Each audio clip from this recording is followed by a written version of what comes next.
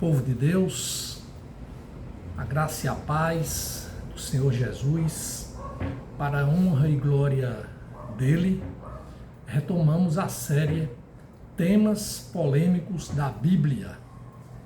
Tema 1, dízimo, terceira parte. Meus irmãos, estamos na jornada de conhecimento sobre o dízimo, de acordo com a Bíblia. Já fizemos 2 vídeos como introdução a esta série e também já 2 vídeos abordando especificamente o tema dízimo.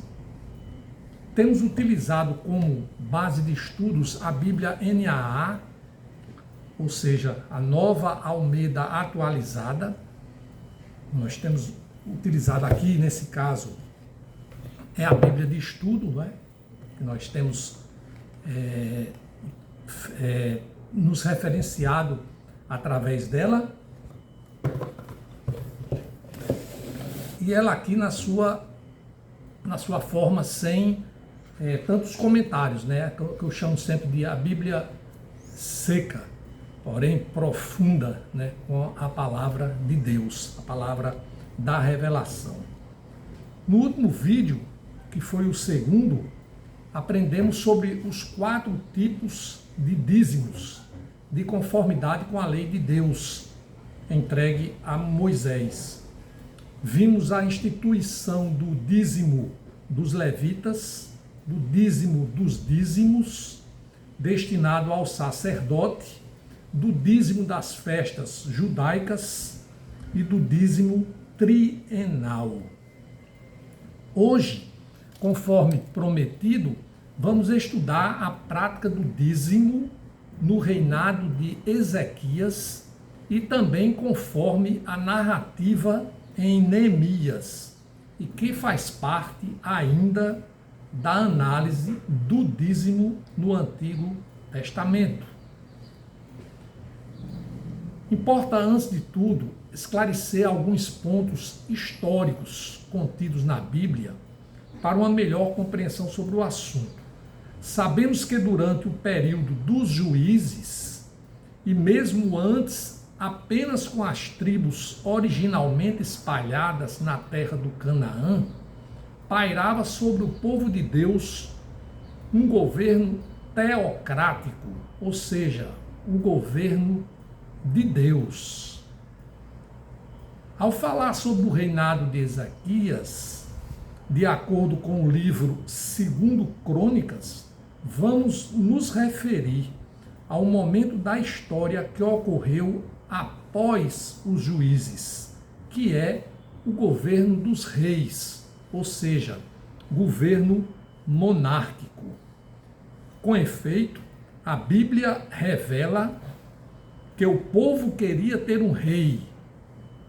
Segundo o primeiro livro de Samuel, capítulo 8, versículo 5, abre aspas, como o tem todas as nações, fecham aspas. Ou seja, o povo, né, não estava satisfeito, então queria imitar as nações, né, que os arrodeavam.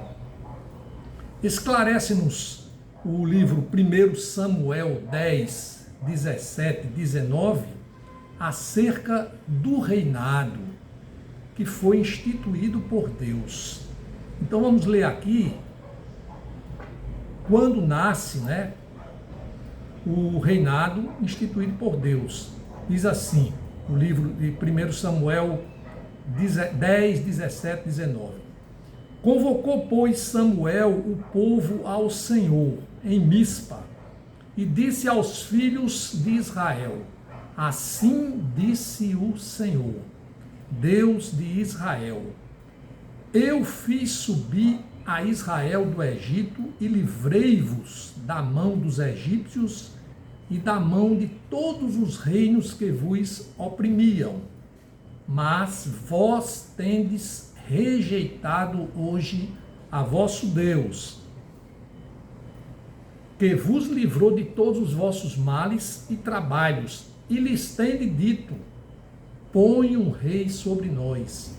Agora, pois, ponde-vos perante o Senhor pelas vossas tribos e pelos vossos milhares. E assim, Samuel unge Saul como rei de Israel, consoante nos ensina o primeiro livro de Samuel, capítulo 10, versículo 1, que eu passo a citar. Samuel pegou um vaso de azeite e o derramou sobre a cabeça de Saul. Então ele o beijou e disse: o Senhor está ungindo você como príncipe sobre a sua herança, o povo de Israel. Como se verifica na Bíblia, Israel teve como primeiro rei Saul, depois Davi e depois Salomão, filho de Davi, cada um exercendo o seu reinado por 40 anos.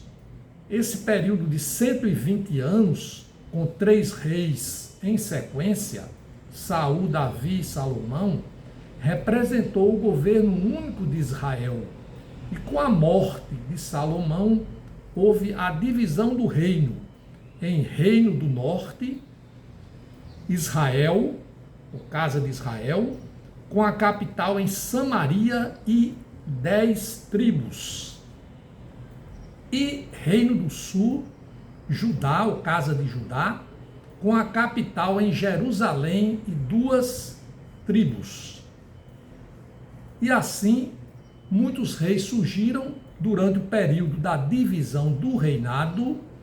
Ezequias foi um deles. Eu fiz esse apanhado histórico assim, para a gente posicionar o rei Ezequias, porque Ezequias foi o 13º rei de Judá, ou seja, o Reino do Sul, tendo reinado com seu pai Acais, de 720 a 715 anos antes de Cristo, tornando-se rei absoluto aos 25 anos. Porém, como eu disse, não vamos aqui adentrar na história de Ezequias de forma mais detalhada, mas visando conhecer da prática do dízimo no seu reinado. Afinal, estamos estudando sobre dízimo e não percamos o foco. Então, meus irmãos, permitam-me, eu vou fazer a leitura dessa passagem de segundo livro de Crônicas, capítulo 31, do versículo 2 a 21.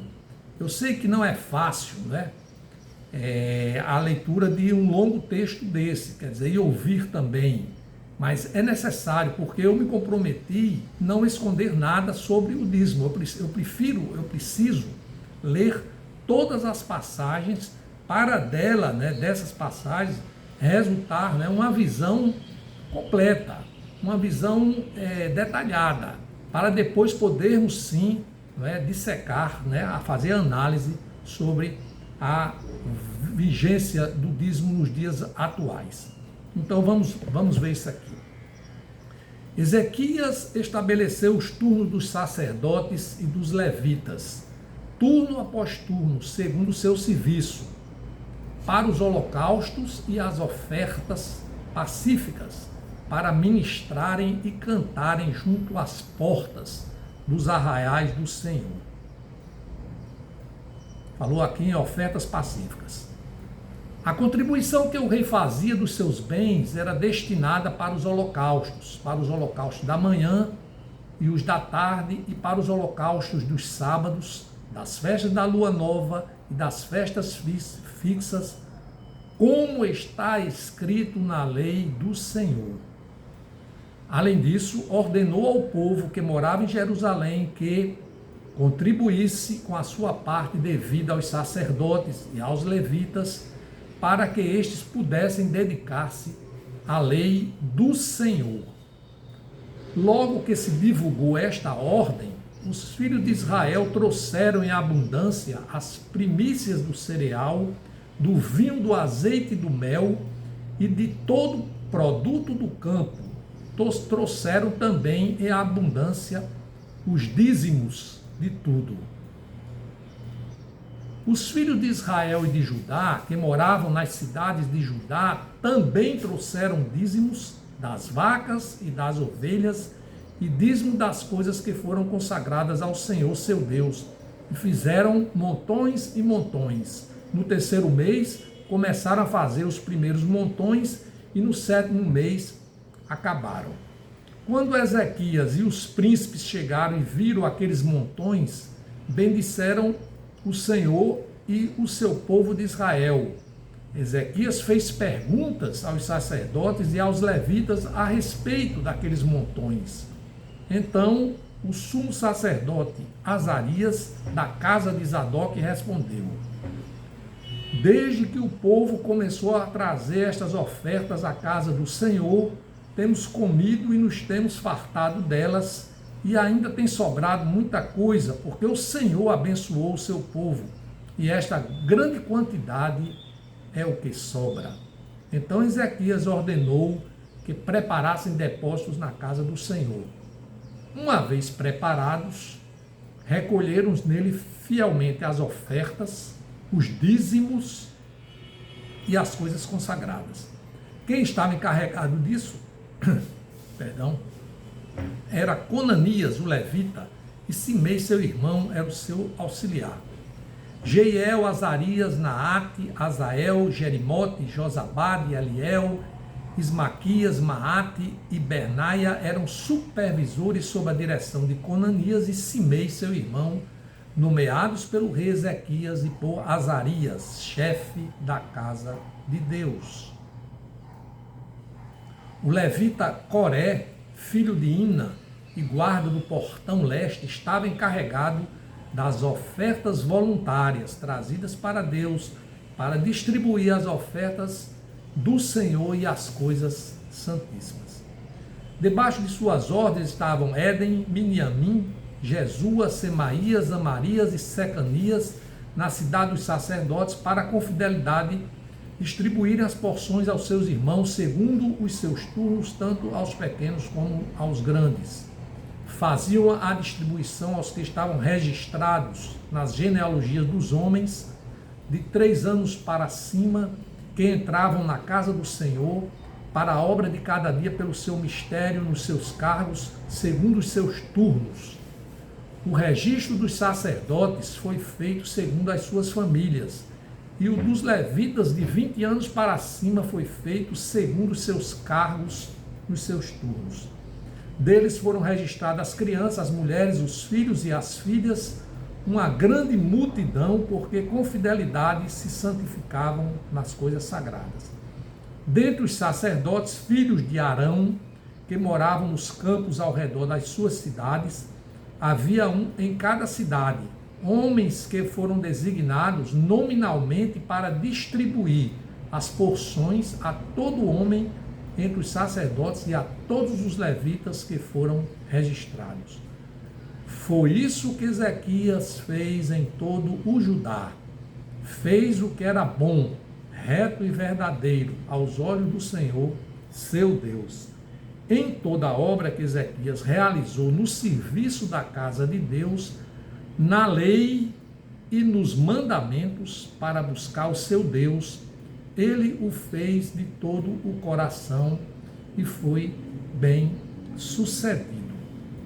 Então, irmão, essa é a passagem que versa sobre dízimos no reinado de Ezequias.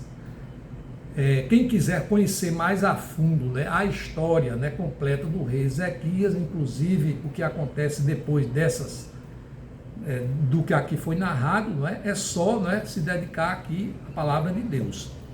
Em resumo do que lemos, podemos perceber que Ezequias ele revigorou as práticas da lei e, considerando que o dízimo fazia parte dela, da lei, a palavra do Senhor nos mostra que o reinado de Ezequias se preocupou com o cumprimento da lei.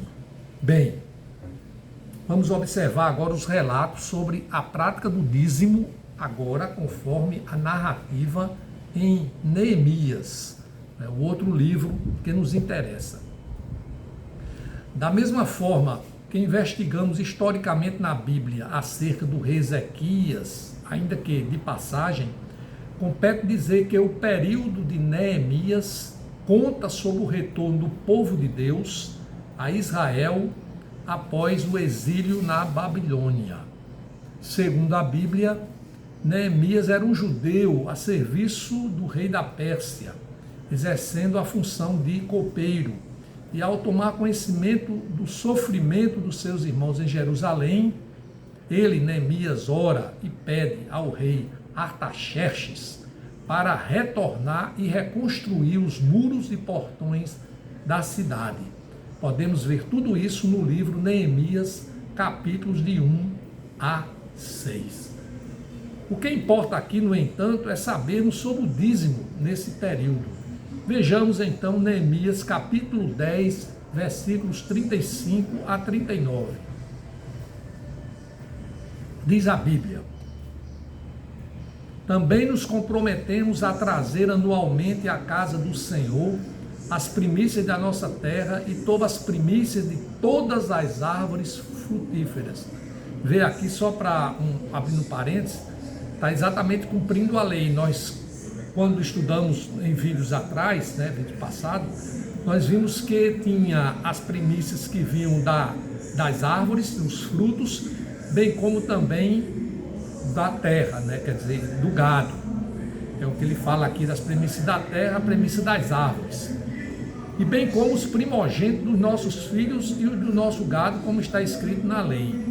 Assumimos a obrigação de trazer ao templo do nosso Deus, aos sacerdotes que ministram nele, os primogênitos das nossas manadas, ó, aqui o gado, e das nossas ovelhas, e de trazer aos sacerdotes, aos depósitos do templo do nosso Deus, as primícias da nossa massa, as nossas ofertas, o fruto de toda a árvore, o vinho e o azeite.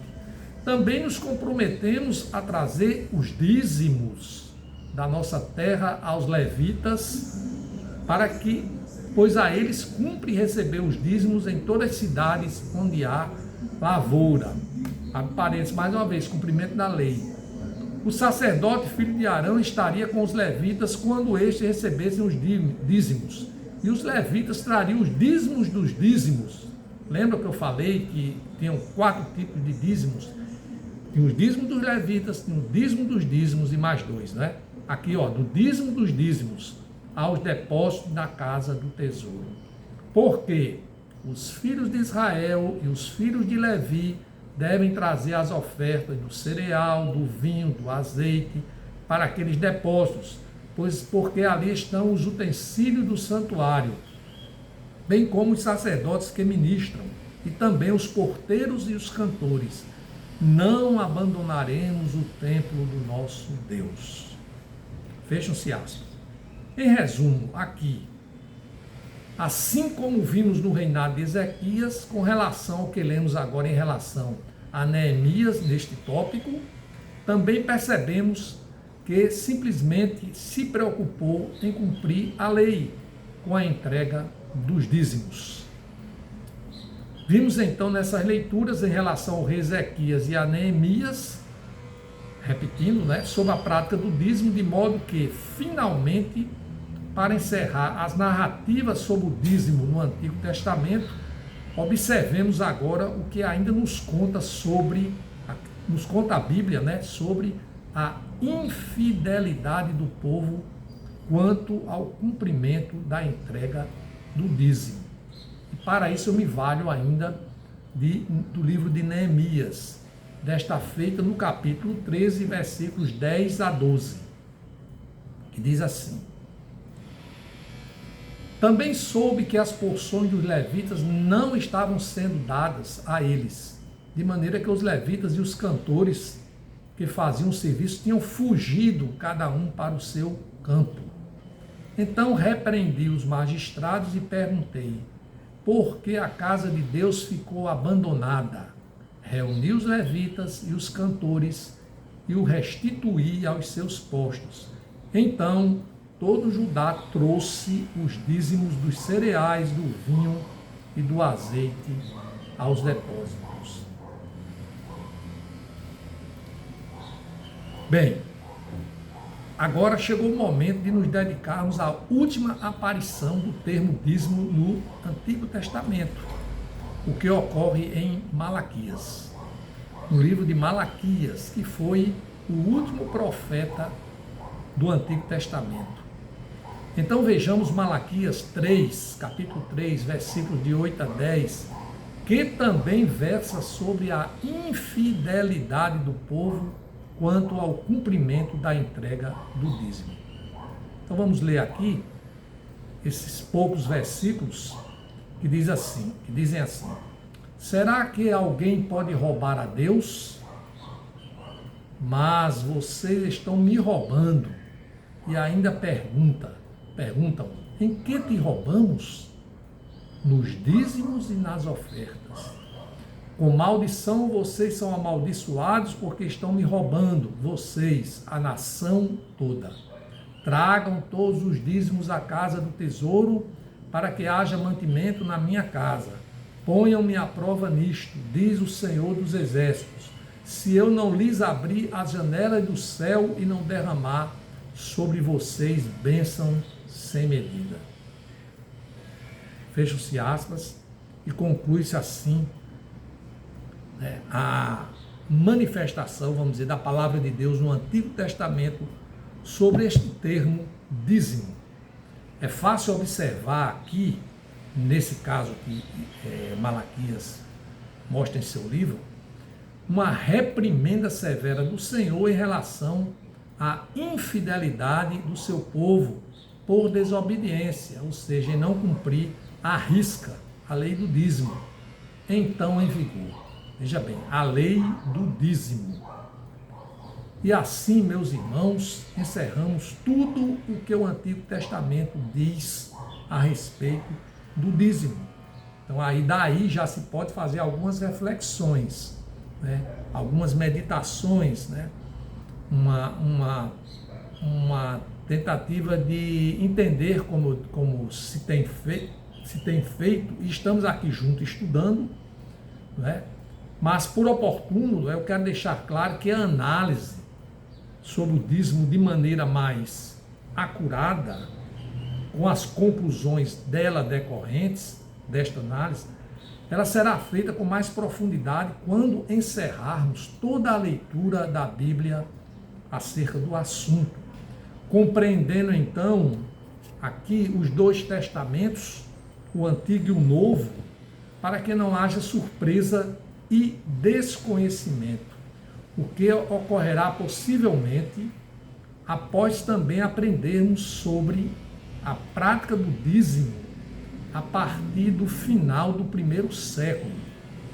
em diante, após o encerramento da escrita, o fechamento da Bíblia, do cânon, pelo apóstolo João, no último livro da Bíblia, ou seja, Apocalipse. Quer dizer, o que aconteceu depois ali, no final, no início já do segundo século, com relação ao povo de Deus, em relação ao dízimo.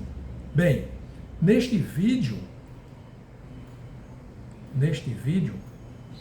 ainda vamos ler tudo o que diz respeito diretamente ao dízimo, tal como abordado no Novo Testamento, que não serão muitos versículos.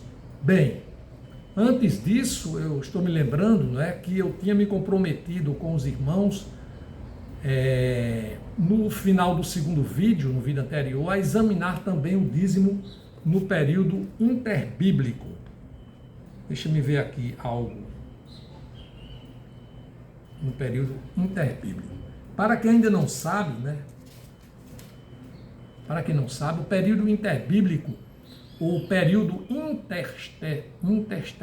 intertestamentário, glória a Deus, como o próprio nome sugere, de respeito ao tempo de cerca de 400 anos entre o Antigo e o Novo Testamento, quando Deus silenciou a sua voz não foi mais ouvida, o que é representado simbolicamente, materialmente na Bíblia, por essas páginas brancas entre os dois testamentos. Então, como nós sabemos, quando termina Malaquias e fecha o Antigo Testamento, nós vamos nos preparar para entrarmos no Novo Testamento com o livro do evangelista Mateus. Não é verdade? Então, isso aqui seria um momento de silêncio.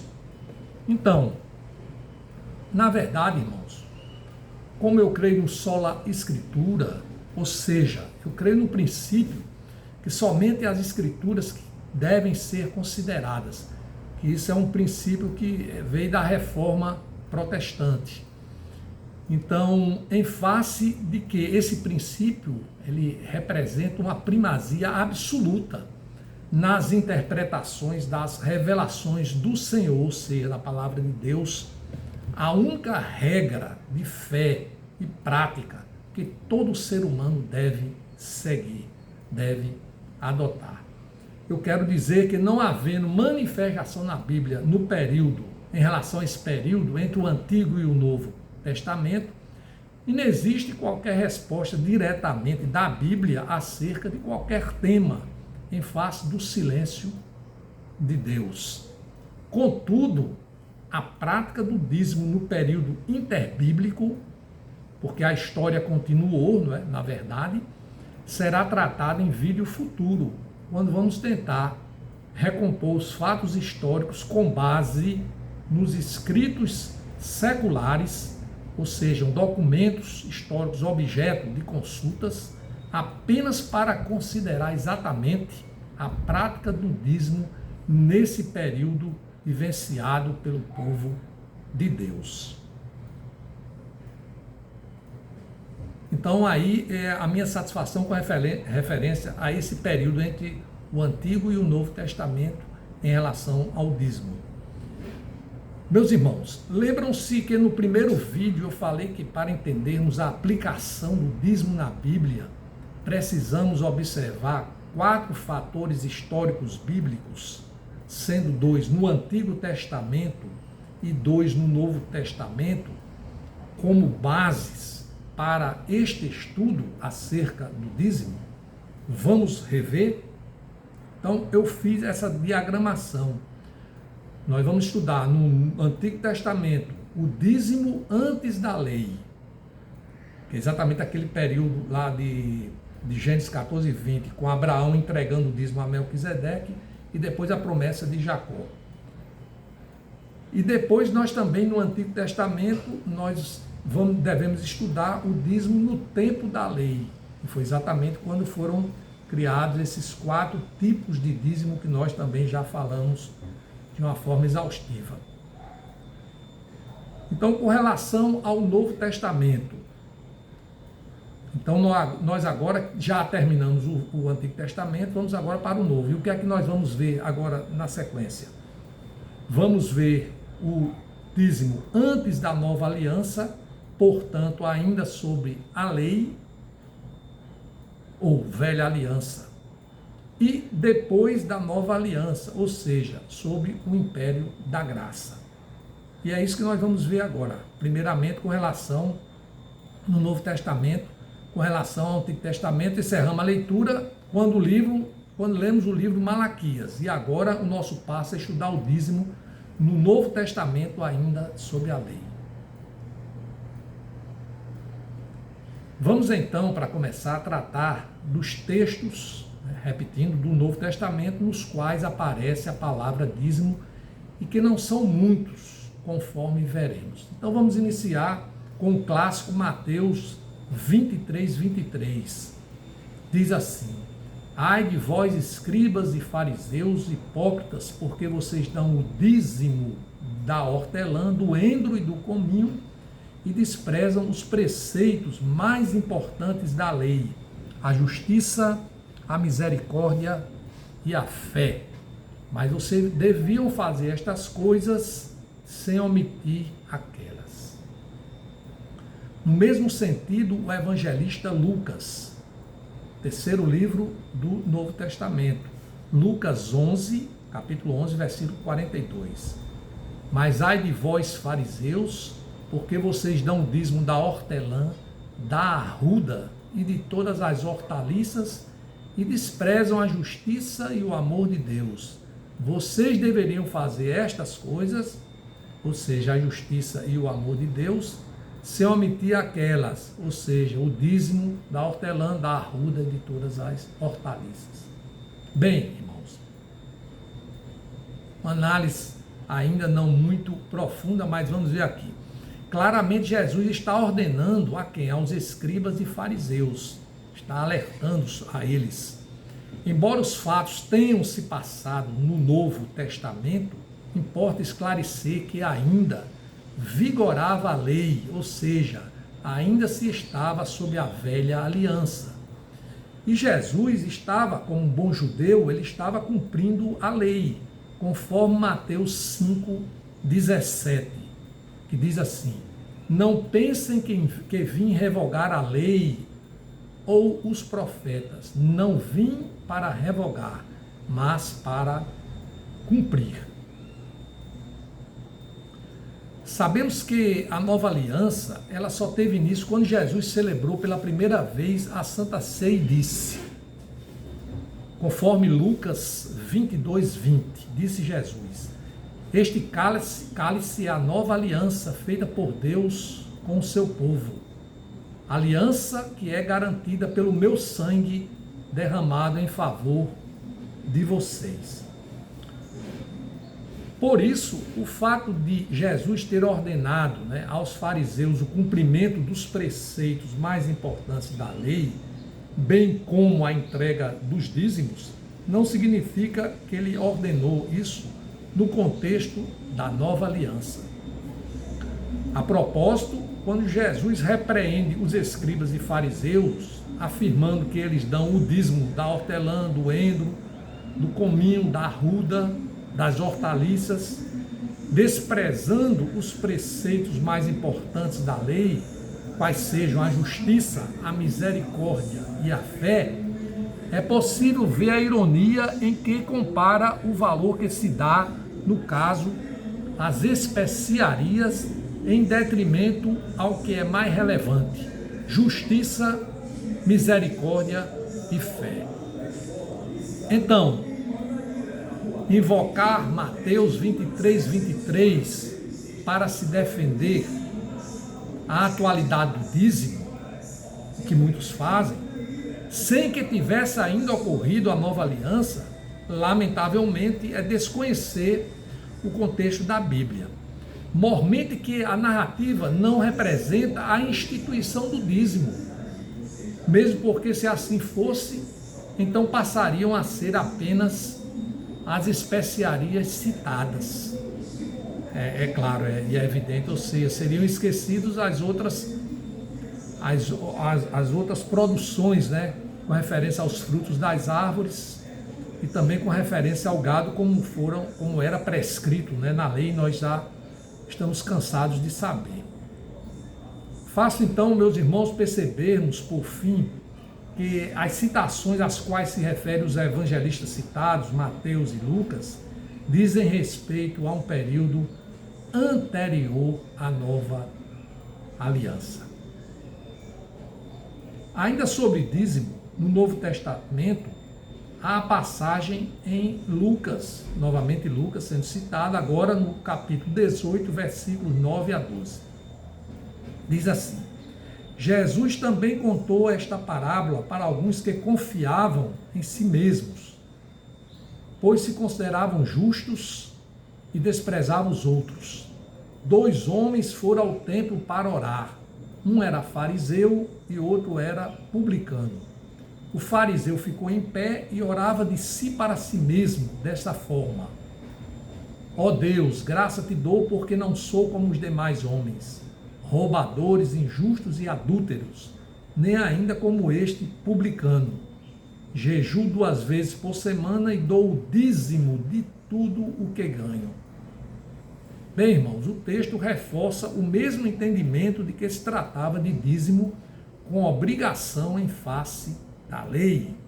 Não se quer dizer que estava sendo instituído um novo dízimo no período acima narrado no Novo Testamento. Agora eu me dedico a examinar a carta aos Hebreus, capítulo 7, de 1 a 28, se referindo ao dízimo. Na verdade, esta é a última vez em que a palavra dízimo é mencionada na Bíblia e tem por base o encontro, essa citação, feita na carta aos Hebreus no Novo Testamento, ela leva em consideração o encontro entre Melquisedeque e Abrão, consoante Gênesis 14, 20, né, já visto, já falado muitas vezes, que nós já transcrevemos logo no início desse estudo. Então vamos ler, permitam, vai ser a leitura mais longa, mas também a última leitura da Bíblia neste vídeo. Então vamos enfrentar isso com muito amor ao Senhor e longanimidade, que diz assim: porque este Melquisedeque, rei de Salém, sacerdote de Deus Altíssimo, foi ao encontro de Abraão, quando este voltava da matança dos reis e o abençoou. Foi para ele que Abraão separou o dízimo de tudo. Primeiramente, o nome dele significa rei da justiça, depois também é rei de Salém, ou seja, rei da paz. Sem pai, sem mãe, sem genealogia, ele não teve princípios de dia, nem fim de existência, mas feito semelhante ao Filho de Deus, permanece sacerdote para sempre. Vejam como era grande esse a quem Abraão, o patriarca, pagou o dízimo tirado dos melhores despojos. Ora, os que dentre os filhos de Levi recebem o sacerdócio, têm ordem, de acordo com a lei, de recolher os dízimos do povo, ou seja, dos seus irmãos, embora estes sejam descendentes de Abraão. Entretanto, aquele cuja genealogia não se inclui entre os filhos de Levi, recebeu o dízimo de Abraão e abençoou aquele que havia recebido as promessas. Evidentemente, não há dúvida de que o inferior é abençoado pelo superior. Aliás, aqui os que recebem dízimos são homens mortais, porém ali o dízimo foi recebido por aquele de quem se testifica que vive. E por assim dizer, também Levi, que recebe dízimos, pagou-os na pessoa de Abraão. Porque Levi, por assim dizer, já estava no corpo de seu pai Abraão, quando Melquisedeque foi ao encontro deste. Portanto, se a perfeição fosse possível por meio do sacerdócio levítico, pois foi com base nele que o povo recebeu a lei, que necessidade haveria ainda de que se levantasse outro sacerdote segundo a ordem de Melquisedeque e não segundo a ordem de Arão? Pois quando se muda o sacerdócio, necessariamente muda também a lei, porque aquele de quem são ditas estas coisas pertence a outra tribo, da qual ninguém prestou serviço diante do altar. Pois é evidente que nosso Senhor procedeu de Judá, tribo a qual Moisés nunca falou nada a respeito de sacerdócio. E isto é ainda muito mais evidente quando, à semelhança de Melquisedeque, surge outro sacerdote constituído não conforme a lei de mandamento carnal, mas segundo o poder de vida que não tem fim, porque dele se testifica: você é sacerdote para sempre, segundo a ordem de Melquisedeque. Portanto, por um lado se revoga a ordenança anterior por causa da sua fraqueza e inutilidade, pois a lei nunca aperfeiçoou coisa alguma. E por outro lado se introduz uma esperança superior pela qual nos chegamos a Deus. E isso não se deu sem juramento, porque os outros são feitos sacerdotes sem juramento, mas este foi feito sacerdote com juramento, por aquele que lhe disse: o Senhor jurou e não se arrependerá, você é sacerdote para sempre. Por isso mesmo, Jesus se tornou fiador de superior aliança. Ora, os outros são feitos sacerdotes em maior número, porque a morte os impede de continuar. Jesus, no entanto, porque continua para sempre, tem o seu sacerdócio imutável. Por isso também pode salvar totalmente os que por ele se aproximam de Deus, vivendo sempre para interceder por eles. Porque nos convinha um sumo sacerdote como este, santo, inculpável, sem mácula, separado dos pecadores, exaltado acima dos céus, que não tem necessidade, como os outros sumos sacerdotes, de oferecer sacrifícios todos os dias, primeiro por seus próprios pecados, depois pelos pecados do povo, porque fez isto uma vez por todas, quando a si mesmo ofereceu, porque a lei constitui homens sujeitos a fraquezas como sumos sacerdotes, mas a palavra do juramento que foi posterior à lei constitui o Filho perfeito para sempre. Fecham-se aspas. Que palavras, né, irmão? Claro que esse é um texto que merece muita reflexão, muito estudo, né? Muito comprometimento, né? Muito pedido ao Espírito Santo para que possa ser discernido. Mas para o que nos basta aqui, nesse estudo, não é? Nós podemos adiantar o seguinte, que segundo os defensores da instituição do dízimo, Hebreus 7 teria garantido a sua manutenção em harmonia com Gênesis 14 e 20 do Antigo Testamento. Meus irmãos, aí está o núcleo da discussão sobre a existência do dízimo, ou não, nos momentos atuais.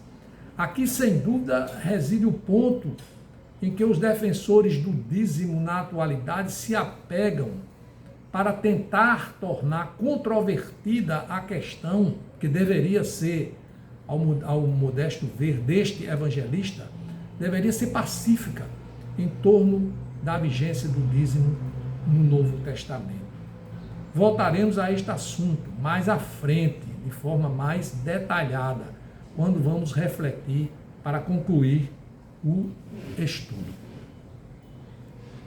Adianto, contudo, que a carta aos Hebreus, embora não se saiba ao certo quem foi o autor, foi escrita entre 50 e 90 depois de Cristo, provavelmente antes de 70 depois de Cristo, segundo Gordon Fee e Douglas Stuart, conforme o seu livro Como Ler a Bíblia, livro por livro, editora Vida Nova, página 562.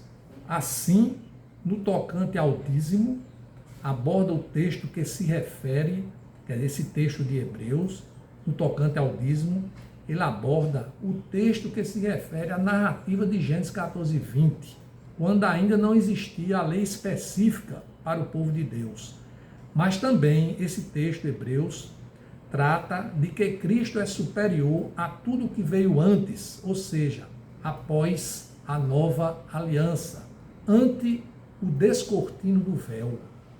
Esclarecemos assim por oportuno que tudo que vimos até aqui diz respeito diretamente ao dízimo, utilizando a palavra dízimo, mencionando a palavra dízimo, é o que nós fizemos no Antigo Testamento, fizemos no Novo Testamento, tal como abordado na palavra de Deus. Então, para finalizar, relembrando o que vimos hoje, lemos e refletimos sobre o dízimo no reinado de Ezequias e também conforme a narrativa em Neemias e em Malaquias, encerrando o Antigo Testamento. Podemos compreender, ainda que em análise rápida, que o dízimo nessas passagens estava sob o crivo da lei da antiga aliança. Depois, observamos que a prática do dízimo no período intertestamentário não pode ser analisada, porque houve o silêncio da palavra de Deus por quase 400 anos entre o Antigo e o Novo Testamento. Mas tal será objeto em vídeo futuro, quando nos valeremos de escritos históricos seculares a respeito, para avaliar como os pais da igreja e sucessores observavam a prática do dízimo. Por fim, citamos no Novo Testamento Mateus e Lucas, analisando que o dízimo nessas passagens ainda estava sob o manto da velha aliança. Eis que somente por ocasião da ceia do Senhor Jesus prometeu a nova aliança, materializada na cruz do Calvário.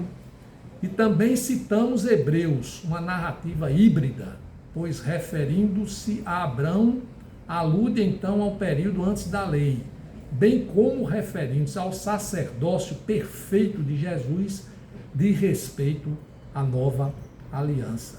Com isso, encerramos esta parte do estudo, este terceiro vídeo da série Temas Polêmicos da Bíblia. Meus irmãos, na próxima parte do estudo, no próximo vídeo, que será o quarto, depois dos dois, que tem introduções, se Deus quiser, ainda no intuito de abordar toda a Bíblia na questão aos dízimos, vamos concluir a análise no Novo Testamento, examinando desta feita, não mais a palavra dízimo em si, outras passagens do Novo Testamento que não dizem respeito ao dízimo em si, literalmente, mas a outros tipos de assistência, como ofertas e ou contribuições. Deus nos abençoe a todos. Amém.